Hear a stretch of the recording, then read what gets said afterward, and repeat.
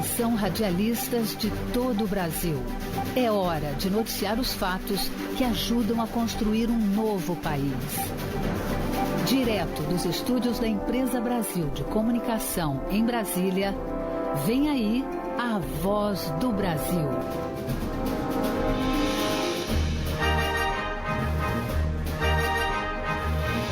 Em Brasília, 19 horas.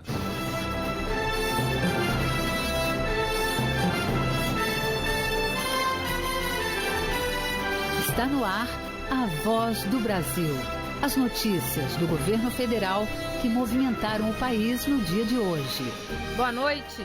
Boa noite para você que nos acompanha em todo o país. Segunda-feira, 10 de outubro de 2022. E vamos ao destaque do dia: diminuir reclamações e atender consumidores de forma mais efetiva. O governo cria novas regras para os serviços de atendimento ao cliente. Luciana Colares de Holanda. Uma das principais mudanças é que agora o consumidor poderá contratar ou cancelar um serviço por todos os canais disponibilizados pela empresa.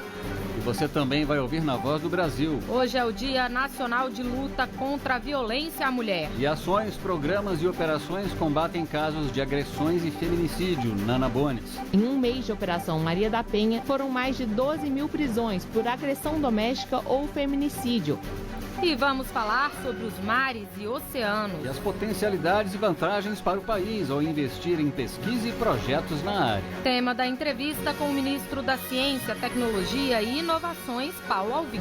Hoje na apresentação, Mariana Jungmann e Nazi Brum. E para assistir a gente ao vivo na internet, acesse voz.gov.br.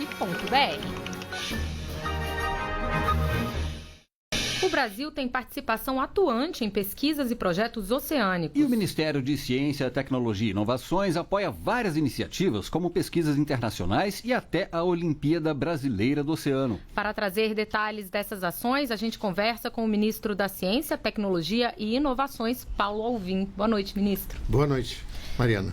Ministro, vamos começar falando do porquê a ideia de investir em pesquisa em oceanos, qual é a importância disso? Veja bem, nós temos no planeta mais água do que terra. Quem faz essa integração?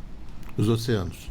Então ele integra, né, todos os ecossistemas.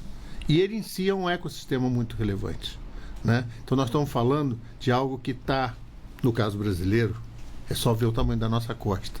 Ele impacta. Mas mais que isso, ele é um objeto de desejo. Porque talvez o mar seja a grande fronteira para a pesquisa científica e tecnológica. Temos tudo por fazer, mas também tem a oportunidade, né, de geração de riqueza a partir dos oceanos. Por isso que a gente precisa não só conhecer, e aí a pesquisa científica tem um papel fundamental, cuidar, né, e aí é uma relação muito forte com as ações de meio ambiente, mas principalmente como a melhor forma, de forma sustentável, poder explorar. Agora, ministro, um projeto entre Brasil, Estados Unidos e França, a rede de boias ancoradas para previsão e pesquisa no Atlântico Tropical, está completando 25 anos. O que é esse projeto? Explica para a gente. Veja bem, na sigla em inglês, esse projeto tem um nome interessante, Pirata, porque pirata leva ao mar, né? Mas o que significa, como você bem falou? É um conjunto, uma rede de boias, né, espalhadas no Atlântico Tropical, né, num processo de cooperação internacional. Por que a cooperação internacional? Porque permite, né, o uso de cientistas praticamente do mundo inteiro para trabalhar com essas informações. São 18 boias distribuídas no Atlântico Tropical, onde o país, o Brasil, é responsável pela gestão, pela manutenção, pela busca das informações em 8. Então, olha o peso do Brasil nesse projeto, né? Mas mais que isso, é um investimento que você transborda para todo o planeta, porque nós estamos falando de tempo, clima, onde a pesquisa contribui para modelagem de modelos de previsão, para modelagem de processos de cuidar bem dos oceanos, das águas dos oceanos. Agora, foi realizada uma reunião, né, de especialistas desse projeto aqui no Brasil, em Pernambuco. E aí, qual foi o resultado? Veja bem, a gente avança muito, cada vez mais. Um projeto de 25 anos já demonstra o seu sucesso. Um projeto que tem uma característica que é não olhar apenas para o olhar da ciência, mas como isso transborda para a sociedade. como eu falei, nós estamos falando de contribuições para a previsão, né? E aí tem o dia a dia do cidadão, para as mudanças de clima, que tem tudo a ver com a evolução dos impactos ambientais. Ou seja, ele trabalha com a informação cotidiana desses ecossistemas, mas que impactam na vida do cidadão. Essa é um pouco a reflexão que está se fazendo. E ela contribui pelo avanço nas modelagens matemáticas, nas modelagens de como isso pode contribuir para a segurança, e aqui tem um aspecto importante. Quando a gente trabalha com previsão, você está falando de desastres naturais, como é que você pode se antecipar esse tipo de coisa. Ou seja, o impacto do pirata é muito significativo. É toda uma cadeia, né, ministro? É toda uma cadeia, com pesquisadores de diversas áreas do conhecimento. Ministro, o projeto é desenvolvido por 3 países, né? E qual é a participação do Brasil? Como eu falei, nós temos a responsabilidade de 8 das 18 boias que estão espalhadas no Atlântico Tropical. Além disso, nós investimos cerca, nesse momento, 2 milhões, porque isso tem custo, isso exige troca de informações, isso exige profissionais capacitados e qualificados. O senhor até já mencionou aí alguns eventos que vêm, né, do oceano, que tem impacto na vida das pessoas, e aí queria que o senhor falasse então um pouco mais sobre como os dados desse projeto, levantados por esse projeto, ajudam a definir as políticas de controle de aquecimento global, mudanças climáticas. Ou seja, ele subsidia um processo de tomada de decisão, principalmente de previsão. Então ele contribui para, por exemplo, algumas medidas de defesa civil, algumas medidas de agricultura, né? Ou seja, tem um impacto muito significativo. E na possibilidade de se antecipar aos efeitos de mudanças climáticas. Ou seja, a contribuição é um instrumento de pesquisa científica preditivo, mas que contribui muito para as ações de futuro. Inclusive as ações para o Brasil, inclusive, né? Em relação à agricultura. Certeza. Tudo isso. Eventos que têm se tornado cotidianos em algumas regiões do Brasil. Eu vou citar o caso específico de Santa Catarina, que tem tido vários impactos, né, de mudanças climáticas muito significativas. Instrumentos de pesquisa como o Projeto Pirata, ele contribui significativamente para a defesa, mas mais que isso, a ciência conhecendo e como contribuir para evitar problemas de danos da natureza, coisas desse tipo. Agora, levantar os dados é só uma parte do processo, né, ministra? Preciso disponibilizar eles justamente para que os cientistas façam a outra parte do trabalho. Isso é feito? Isso é feito. Essas informações são disponibilizadas para os...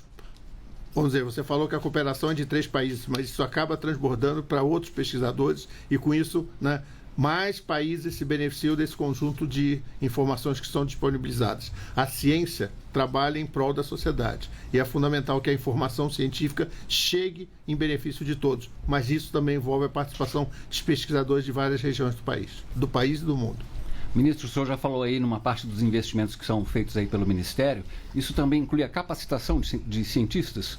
Sim, tem um esforço de qualificação, que muitas vezes, no caso brasileiro, a gente faz isso de forma complementar, principalmente com chamadas do CNPq, ou seja, tem todo um esforço. Essa é uma área que tem crescido cada vez mais, até por conta dos impactos de mudanças climáticas, né? Ou seja, a necessidade de cada vez mais ter profissionais qualificados, preparados para atuar em diversas instituições, em diversos momentos, né, do impacto efetivo das mudanças climáticas. No caso brasileiro, isso é muito importante, quero ressaltar, pelos impactos no dia a dia das cidades, o impacto no dia a dia das atividades, principalmente no meio rural.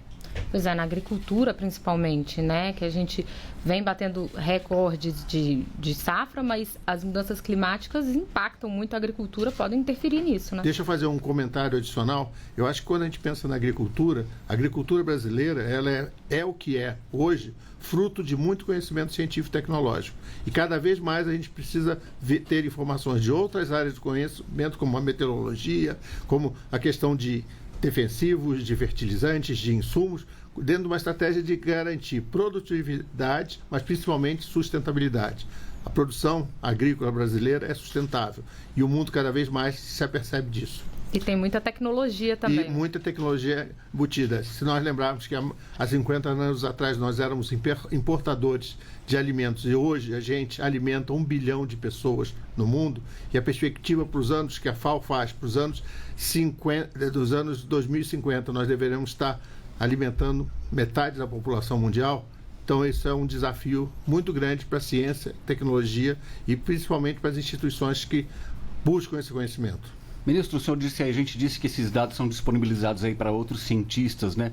Da mesma forma, esses cientistas também podem ajudar com o projeto, em pesquisas, em sugestões? Hoje, todo projeto de pesquisa, essa é uma máxima aí, durante a Covid a gente exercitou isso, é a atuação em rede. Né? A cooperação, e por isso a cooperação internacional é importante. A ciência ultrapassa fronteiras. Né? A ciência, ela busca a competência onde ela está instalada e com isso a gente avança a evolução do conhecimento científico e tecnológico nacional. E esse projeto, ele também estimulou a revitalização das pesquisas no navio hidroceanográfico Vital de Oliveira. Sim. Nome difícil, né, ministro? Não, porque esse navio, ele é fundamental. Né? O Brasil, e aí é bom ressaltar, existe já uma base, uma massa crítica brasileira na área de oceanografia, nas diversas áreas relacionadas com mar e oceano, muito significativo. Mas nada do que se faz, da mesma forma que um laboratório tem as características, quando se pensa em oceano e mar, a gente tem que ter no locus. E aí a importância de navios oceanográficos como esse, que no caso específico desse navio, ele cumpre um papel de acompanhar todo o trabalho das 8 boias. Então esse é um processo de interação. Muitas vezes a gente não percebe que fazer ciência tem características específicas, não é só dentro do laboratório. Pode ser o trabalho de campo, pode ser o trabalho no mar. Né? Quando eu falo, por exemplo, no trabalho de oceano, tem todo o trabalho com fauna, que muitas vezes você vê biólogos e outros profissionais que ficam com um barquinho, né, monitorando, né, a fauna. E esse é um pouco o trabalho de pesquisa. Ele é um navio de pesquisa. É um navio oceanográfico, um grande navio, um grande laboratório, né, flutuante. A gente pode dizer que ele faz tipo um raio-x aí do... Ele tem diversas medições que ele faz, né, num trabalho em parceria, inclusive, com a Marinha. Né? A Marinha é um grande parceiro quando a gente faz pesquisa, né, na área de oceanos e mar.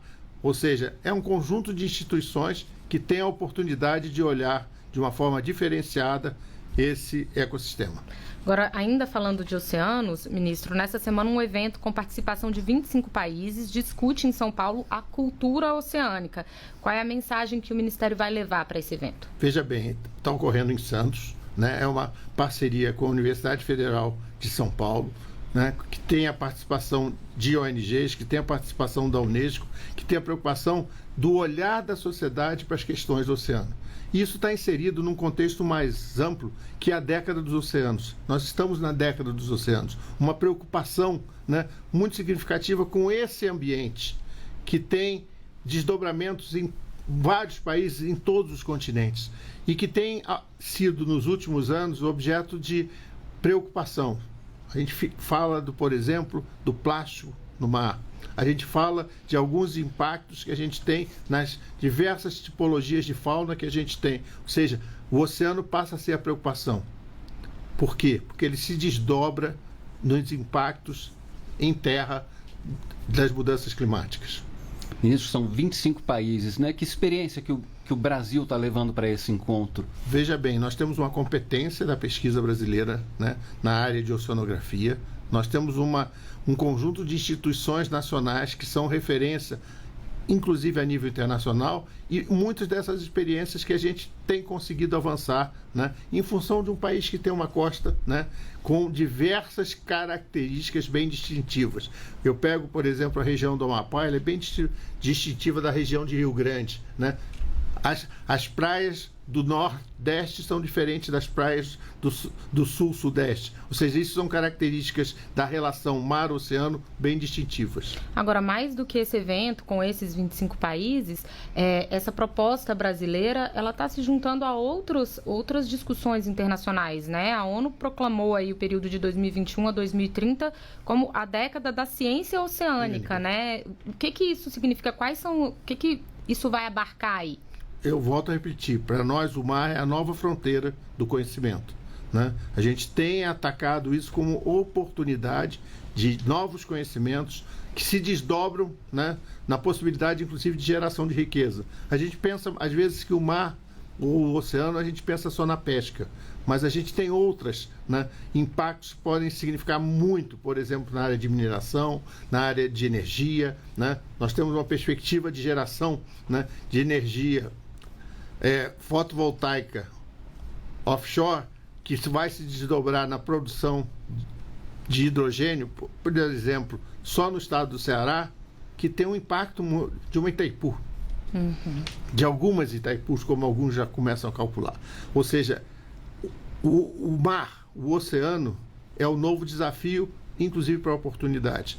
Ele pode ser um novo celeiro de oportunidades, de oferta de alimentos, de oferta de minerais, de oferta de energia. Ministro, entre as ações do Ministério está aí o apoio à Olimpíada Brasileira do Oceano. Vamos falar um pouquinho sobre ela, quem é que participa, quem é que pode participar. A ideia é despertar a atenção da sociedade para esse tema? Sim, veja bem, a Olimpíada, e aí é interessante, nós temos um conjunto de Olimpíadas do Conhecimento.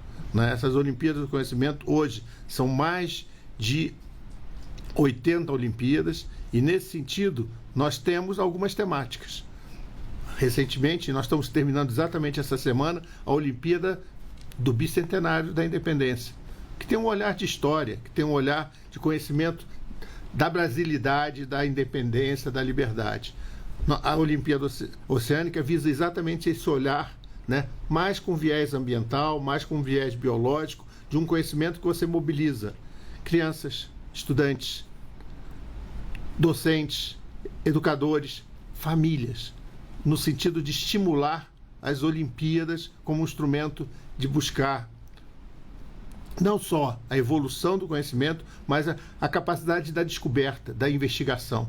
A gente brinca que quem entra numa Olimpíada se sente sempre estimulado a buscar conhecimento, a buscar o novo. E aí tem um papel também de estímulo mesmo com estudantes, crianças, né, ministro? Essa coisa de estimular o gosto pela ciência mesmo, né? Pela ciência não, pela investigação, pela capacidade de descobrir o novo, da novidade. E isso leva ao estudo, leva ao trabalho em equipe, porque nós trabalhamos em Olimpíadas sempre com a lógica de trabalho em equipe, mas queria destacar que nesse processo das Olimpíadas que o Ministério da Ciência, Tecnologia e Inovações conduz, muitas delas, e a grande maioria, em parceria com os colegas do Ministério da Educação, tem um ator que é fundamental, que são os docentes, os professores, que são eles os grandes animadores a nível local. E aí, só para ressaltar quão relevante tem sido essa lógica das Olimpíadas de Conhecimento, nós lançamos recentemente um programa de cidades olímpicas. O que são as cidades olímpicas? São aquelas cidades e aqueles municípios que nós estamos premiando com um selo de estímulo à busca do conhecimento pela prática das Olimpíadas de Conhecimento. Ministro, rapidamente, quem tiver interesse aí pela Olimpíada Brasileira do Oceano, precisa fazer o quê? Tem que seguir qual caminho? Entra no site do Ministério, mcti.gov.br, lá vai ter os caminhos e toda a orientação de como perseguir. E, na dúvida, entre em contato direto com o Ministério. Mas eu quero alertar que em várias cidades desse país, diversos docentes já estão com as informações que eles são grandes animadores desse processo. Bem, nós conversamos com o ministro da Ciência, Tecnologia e Inovações, Paulo Alvim. Obrigada por sua entrevista aqui à Voz do Brasil, ministro. Obrigado, Nazi. Obrigado, Mariana.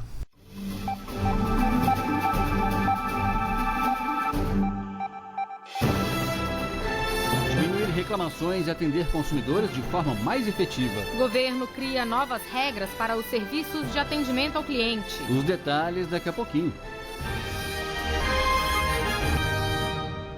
Hoje é o Dia Nacional de Luta contra a Violência à Mulher. De acordo com a OMS, Organização Mundial de Saúde, 1 a cada 3 mulheres é submetida à violência física ou sexual. No Brasil, só nos primeiros 6 meses deste ano, o Ligue 180 registrou mais de 31 mil denúncias e quase 170 mil violações envolvendo violência doméstica. E mais de 12 mil pessoas foram presas em um mês de operação por agressão doméstica ou feminicídio.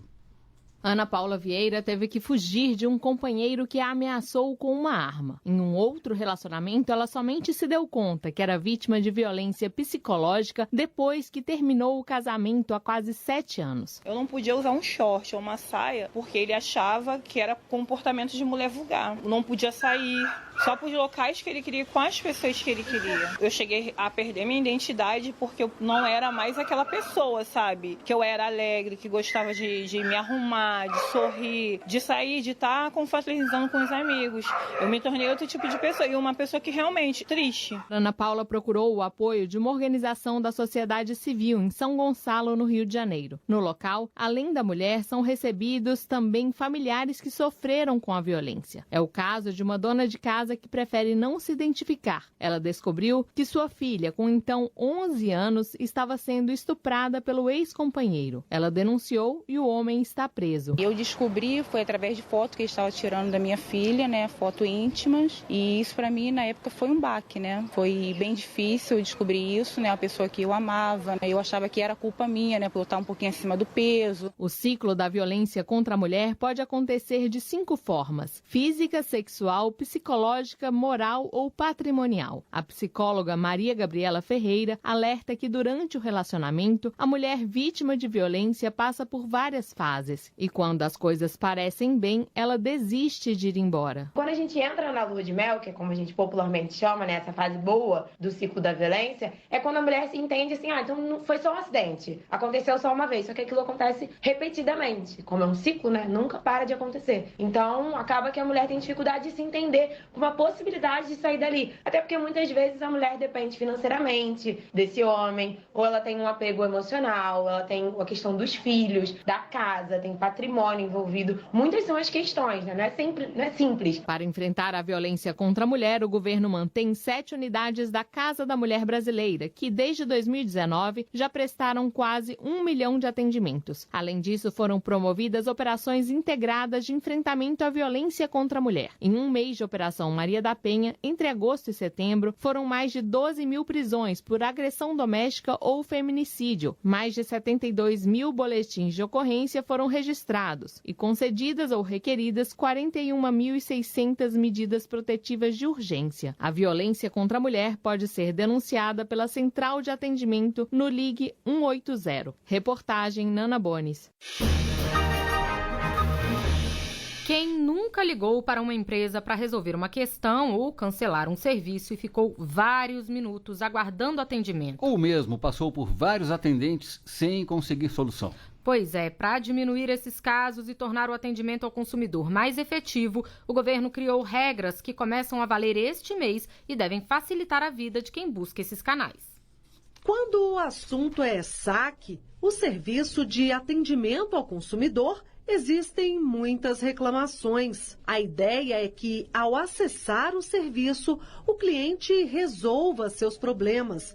Mas, segundo alguns consumidores, nem sempre é o que acontece. É muita musiquinha no ouvido da gente o tempo todo, né? Passa para um, passa para outro, ninguém resolve. A minha experiência sempre foi péssima. Eu nunca fui atendida no momento. Então a gente até perde a paciência. Quando vai ser atendido já está nervoso. Tem que melhorar muito mesmo. Tantas reclamações levaram o governo federal a discutir o assunto.